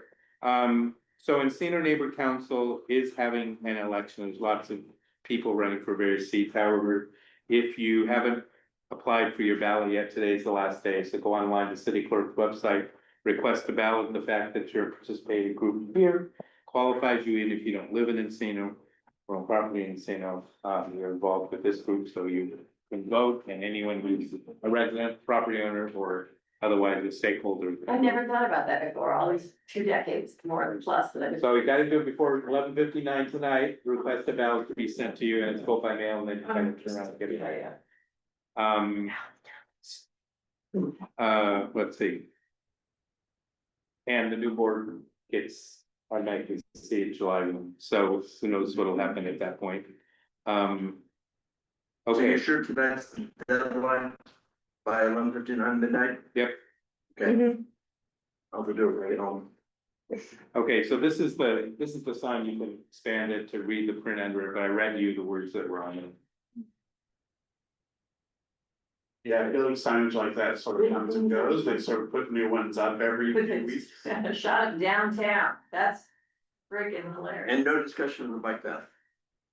Whether it goes along the river or anywhere, because I feel like this is. talk about putting the bike path either on the south side or the north side of the river. That's a done deal. That's been, I mean, there was talk about taking out the ball fields, but the bike path. People who are like 10 years too late in the discussions have said that, yes, but if you're gonna do something like that, you would have, had that discussion during the scoping part of the project. Yeah. I can text it to you. Yeah, just text it to the group. I don't have a group text, but, Text it to me and I'll put it. there is I did take a close-up of the actual plot plan of the Yeah. fields and the parking. I would like that. Text it to me and I'll put it in the minutes. It doesn't, you usually, let's say the funding source on a sign like this, it doesn't. Right. It's all mystery, Yeah, purpose. yeah, it's really bizarre. Okey-doke. For mediation work for the pipeline stuff. So sort of like if you put your pipeline here, fund this It still other should have come to us, I'm sorry. Yeah, No, I don't disagree, I mean, it's just. That needs to be raised with CD6, that should have come to us. Yes, sir. Or it should have easily gone to the fore. They Well, should have had some sort Is of. it more still on? They should have some sort of. no, conversation about it. she bailed. Okay, Sorry, they bring. That's a real, But this- that's a real. This was kind of tangentially in terms of lost opportunities in terms of that whole space that we've been looking at. Mhm. But also the fact that it looks like we're doing some environmental things with regards to the parking lot, like the. Well, even they put quotes around green. Yeah. Exactly, like it probably was like a little bit of permeable pavement. Yeah, Okay, that, no, the CD6 needs to be called out for that, that's not okay. It's just like the signs that I see on DeSoto and Victory, or DeSoto and Victory, where there was the farm. Now they're taking the farm away, they're putting up signs that there have some sort of development at some time in the future. so are you done, Glenn, or? Yeah. Oh, okay, all right, Glenn, we're done with the member reports. We've got, I received an application for an organization to become a member of the steering committee. It's from the American Sri Lanka Photographic Art Society. I believe we have someone from the group on the call. I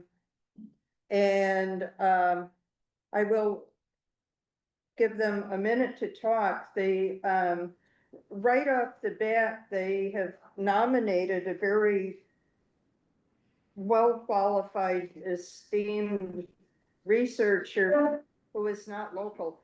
And these meetings require local representation.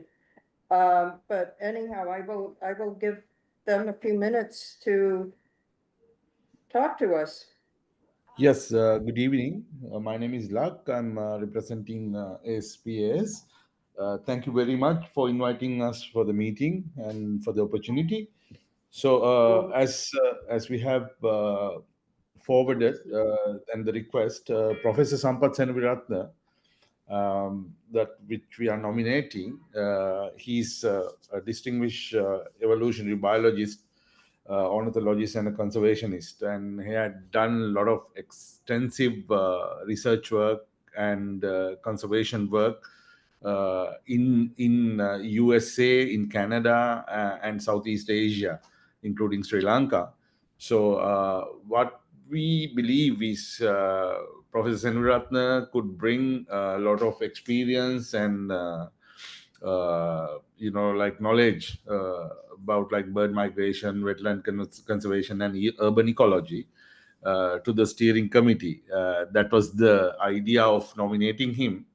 So basically, we would like the steering committee to basically consider. I mean, we have forwarded a short CV of Professor Senaviratne as well. So that is over to you. So we just wanted to make a request and see whether we can use his knowledge and the experience in the committee. Okay. I have a question.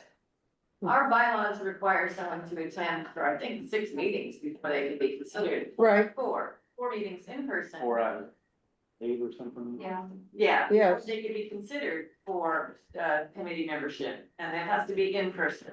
Yes, And I don't believe we've ever had anybody from the Sri Lankan Photographic Art Society attend a meeting in person. no, I also thought, I think,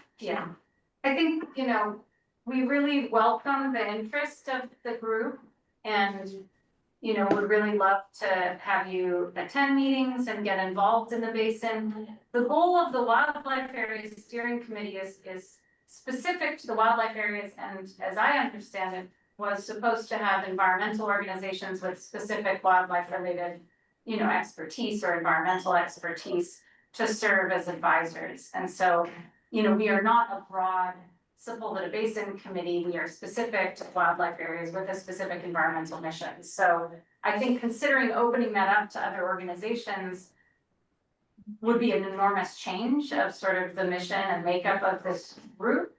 That, and there may be a need for a broader Sepulveda Basin steering committee that really addresses the whole basin and all of the sports needs and all of the different interests. But, I think this would be a significant departure. So, my recommendation would be for members of the group to join the meetings and get involved and get engaged. But I'm not sure I see a case for membership here, although I welcome thoughts from other folks. I mean, if they attended, the 4 meetings in person and made significant contributions, and we might feel differently, but I still, it's the need for it to be local expertise. Well, what does the sort of bylaws or our original things say about the nature of the organization though? Is there not a charge for? We don't have bylaws. We have standing rules. Standing rules. Standing rules. Thank The you. formation of this This is the committee, second board meeting. this is, the formation of this committee, you know, goes back, what, 35 years plus. Right. And, you know, was focused about people who at the time were trying to get the wildlife area established, improved, focused on that. And so really any group, and there've been some groups who meet the definition of environmental, who were involved earlier and then got disinvolved, if you will. Not that they weren't interested, they got involved with other things. So Tree People was one of those. I think Friends of the LA River was another. And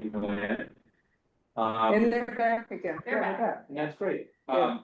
But it does reflect entities that bring a lot to the table because they've got thousands of members, both locally or whatever, which is not necessarily a mandatory criteria because obviously the RCD doesn't have that sort of structure, but they were here in day one because of Jill Swift, and you know, and her connection. So, you know, I think that my concern, so I share your concerns, and I wouldn't want to tell someone show up for 4 meetings and you're in, because I have concerns about that we have a lot of groups over the years that have an interest in the basin or effect of the basin. And off the top of my head, I'm thinking of the Southern California Cricket Association, for example, because we're neighbors. Right. The archery people, because we're neighbors. The Apollo flight field, because we're neighbors of the habitat, you know, the adjacent habitat areas. And, but so to me, they don't fit in with Exactly. the purpose of, but let me finish. There is over the years, has been under the directive of Assistant General Manager Recreation and Parks, a Sepulveda Basin users group, I think it was called. It was in fact a very broad-based group of everyone who had interest with the basin. It included the golfers, it included Apollo, it included the fly fisher people. Lots and lots of different interests. Unfortunately, Recreation and Parks allowed that to, yes, and that actually would be the appropriate group, seems to me, really tied together, not just the wildlife area. And just one more point, the Wildlife Area Steering Committee, yes, started off with the wildlife area, but we also recognized we had the South Reserve Army Corps. We had the buffer areas across Woodley. We had the connections for LA River and the other riparian habitats. And then we had the whole Bull Creek Ecosystem Restoration Project, all of which expanded. And we said, that's under the purview by ARDA. That's under our purview. We're gonna chime in on those things because they represent some natural areas of the basin. Yeah, thank you. I appreciate that. I think it would be, you know, I've been thinking a lot. I know we started the Facebook group with Friends of Sepulveda Basin, which I would certainly encourage any org to join up there. But I think maybe it's time we contact Rec and Parks and suggest restarting of a formal stakeholder group, user group, whatever you want to call it. I think stakeholder is a little nicer than user, but you know, having a broader group that is different from this group, which is really a group of expert advisors on the habitat and ecological concerns, which don't really have other representation. And that's my only concern with starting to broaden the membership, is there are so many competing interests, recreation, et cetera.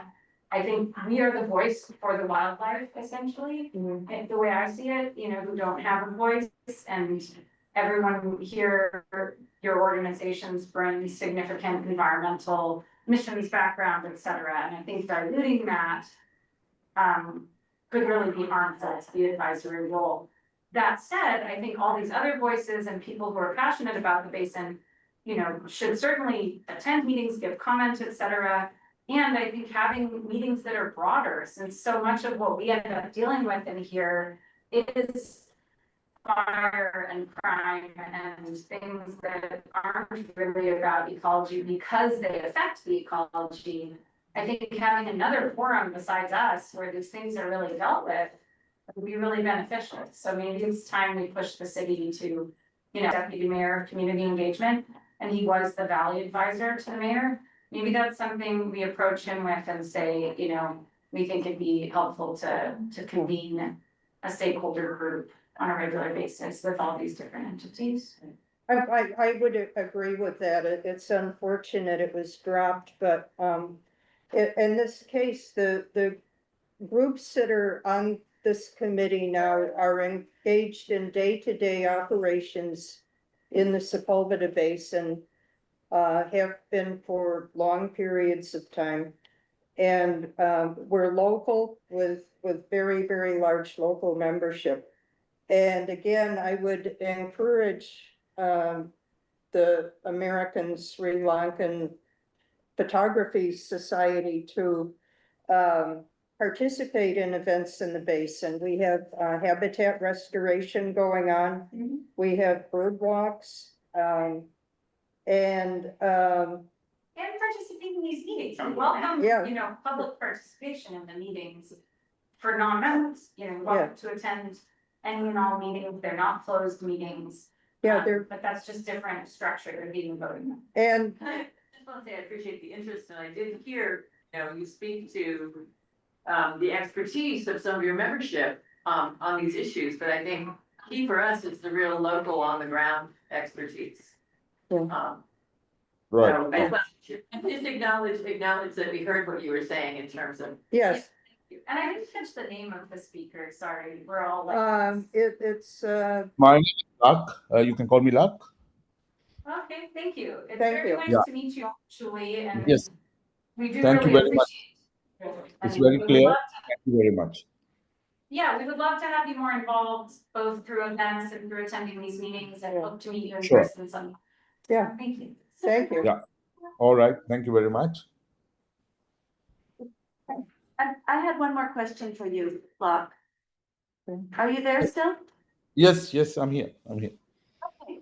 So you said that your member who wants to be on this committee, is that you yourself?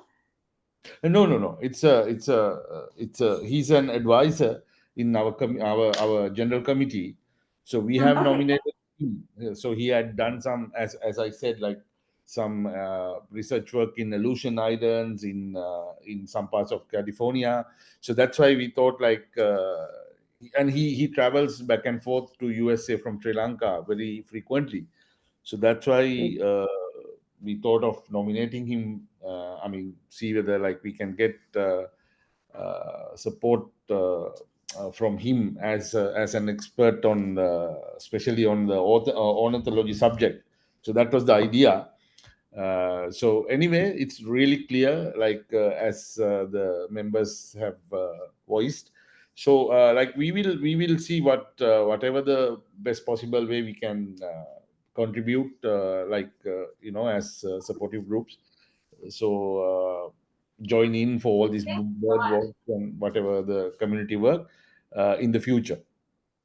That would be great, and we would Thank also, I know I speak for at least LA Audubon, we would be happy to meet with him separately from this meeting, just as a meet and greet, kind of get to know you, hear Yes. his experience, and there are, we represent here many different LA nonprofits that have a lot of good ways to get involved as members as well, so he could become a liaison for your group by joining one of these membership organizations like Sierra Club or San Fernando Valley Audubon might be a great fit if he's really into birds. So, Yeah, we'd love that to would be connect with great. him. Thank you. Thank you.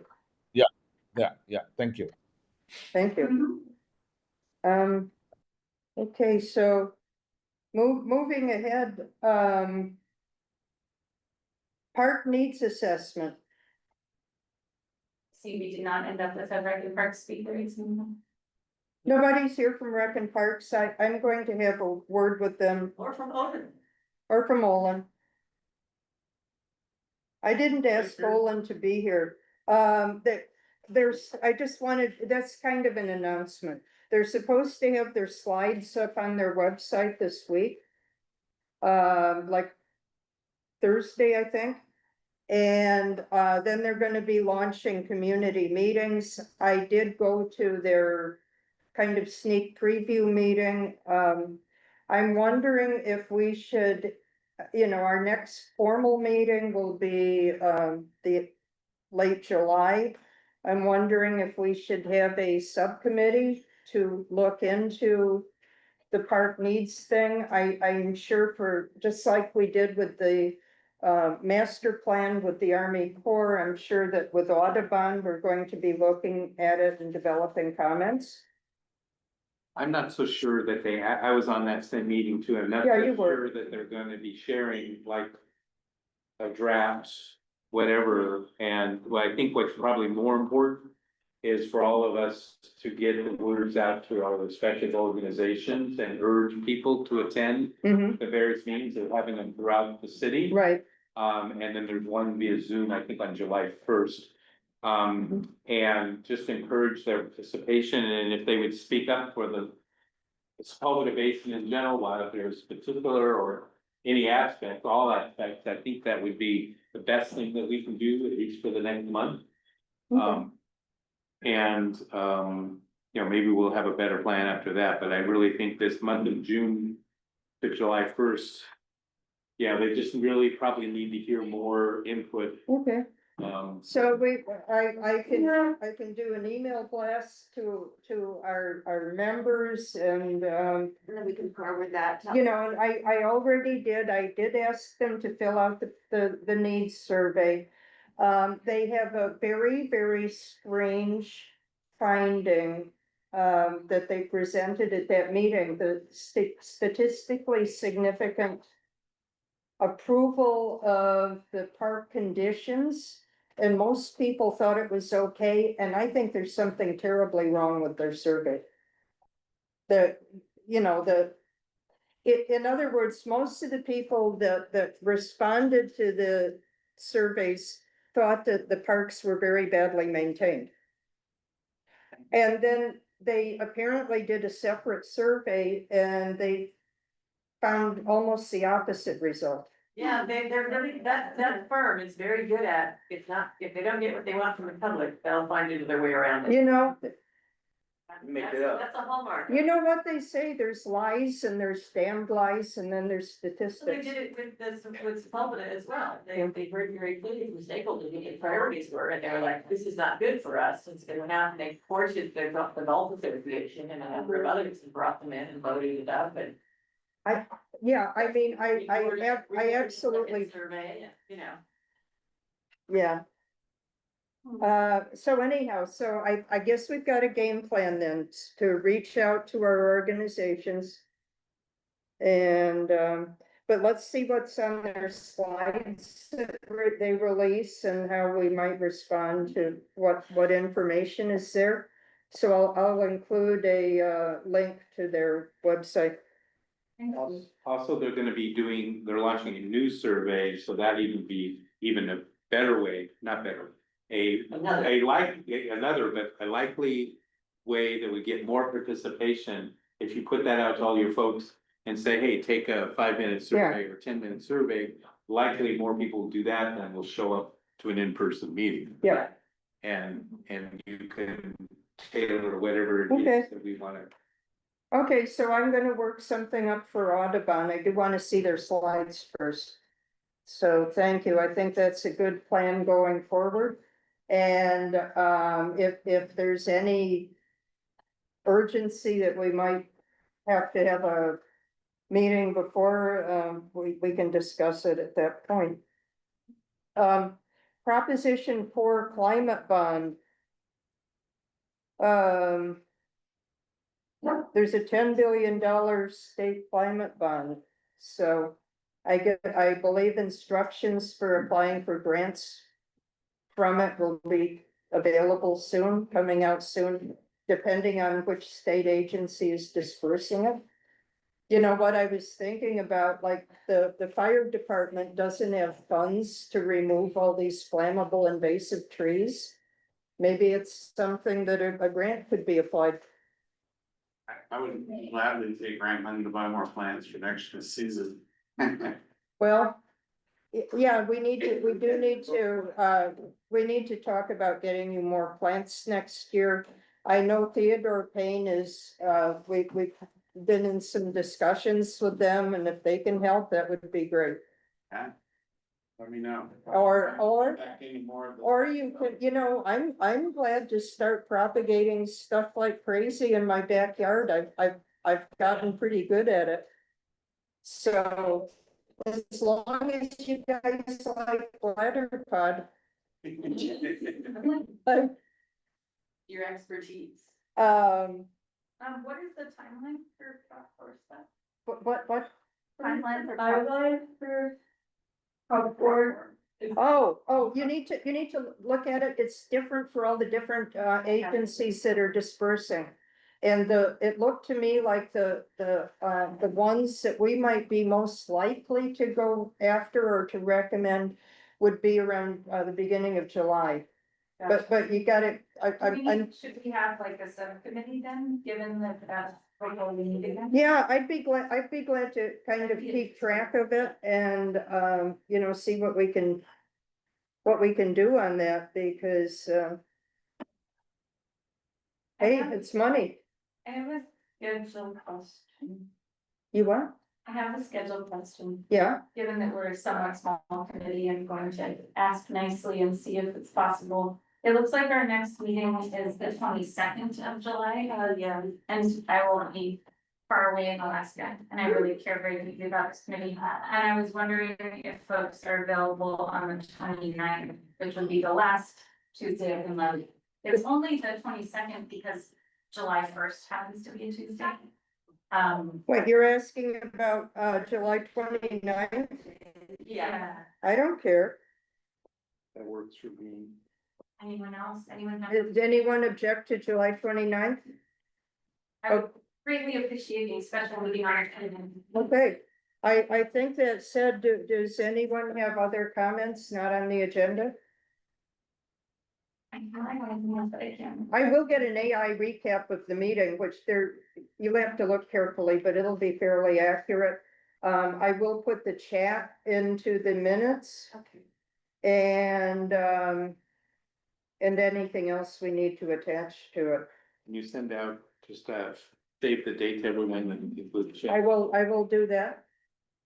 I'm gonna update it. I wanted to revisit one last point that you guys made about the proposition and funding. What are the agencies that you look at for funding? What are the agencies what state agencies do you look towards for funding? Oh, it really depends on which programs and which agencies. Yeah, Generally, most of the agencies that have something to do with resources are going to have an allocation of significant funding then, and they're gonna determine what their priorities are. You look at what your priorities are, which agencies matches their priority together. Knowing your Right. priorities But- or clearance So- and vegetation. But for us, in the past, it's been the state, wildlife, Wildlife Conservation Board has to conservancy sometimes. so they're flowing money to all the different cities, Yeah, and states. I would also recommend LA Fire, State Fire. They always have funding for clearing fire. Oh. Fire, Hellfire? yes. Yeah, they do. They have had some, and they've had urban forest grants and other Yeah. things that are really. Yeah, that's some, we could help, give them some assistance CD gets a lot of. with And applications. it might be something to think about with RCD because they have, we put together that fire proposal Yeah, and sort of expanding that out to include the brush clearance, the other Yeah. areas, and they're. Yeah, that wildfire resilience plan would be a great fit. Yeah. it would, and I'll tell you that, the area where Glenn lives is really our most threatened Encino neighborhood because it's right next to the LA River, the Army Field, and all those unmaintained Yeah. palm trees. Yeah, it's a high speed and that risk area for both fire and flood. Yeah, well, thank you for sticking with us. Yeah, and also the California Air Resources Board, they also have funding for that. And that was great, so I miss Emily Madison. This is all about. Okay, this was nice to meet you. I. Okay. Okay, so, do we have any more business? Thank you very much. More business? I moved that we adjourn. The meeting is dully adjourned. That's great. Yeah. Oh, I was stuck in the. Even second. Okay, thank you everyone that's been in attendance. Yeah, it's nice sustainability officer. I know. This is really got much like. Right, like that. Well, we were able to get something in like